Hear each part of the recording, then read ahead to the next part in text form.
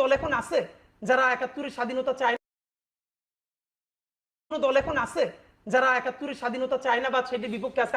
স্বীকার করে না। তাহলে জামাতকে আপনারা ধরেন না কেন? তার পাশে দাঁড়ান কেন আপনারা? সেটাই তো বলতেছি।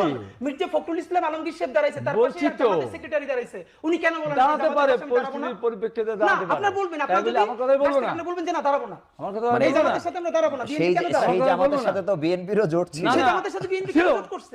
হ্যাঁ, এদের উত্তর আছে তো। জি। মানে আপনাদের পক্ষে সব উত্তর আছে, কি আমরা বলে বলতেছি এগুলো? না এসব সমস্যা। বাচ্চা ছেলেদের সাথে আমাদের আনেন কেন ভাই? কে বলো তুমি? এই আমি বাচ্চাদেরকে এইটাছে আনার কারণে এইটাছে এই বাচ্চাদের শোনো। আপনারা জেল থেকে মুক্ত পেয়েছেন, না, খালেদা জিয়া অবশ্যই জেল না, থেকে মুক্ত অবশ্যই হয়েছে। না। এই বাচ্চারা বেগম জিয়াকে অবশ্যই না। জেল থেকে মুক্ত করছে। অবশ্যই না। এই বাচ্চারা বেগম জিয়াকে অবশ্যই না। সবথেকে সম্মানের সাথে বের করছে এই বাচ্চারা। আপনারা পারেন নাই। অবশ্যই না না। পারলেন না, সেটা আপনারা অবশ্যই দেখেন যেত। জনগণের ভোট আপনাদেরকে অবশ্যই কি দেয়। মুক্ত হতো, অবশ্যই। দেখেন যদি একটা সুষ্ঠু হ্যাঁ, ইলেকশন হয়। অবশ্যই no, অবশ্যই আমরা মুক্ত হতাম। কবে হইছে? জেল খাতে- মির্জা আব্বাস ভাই বলছে কি?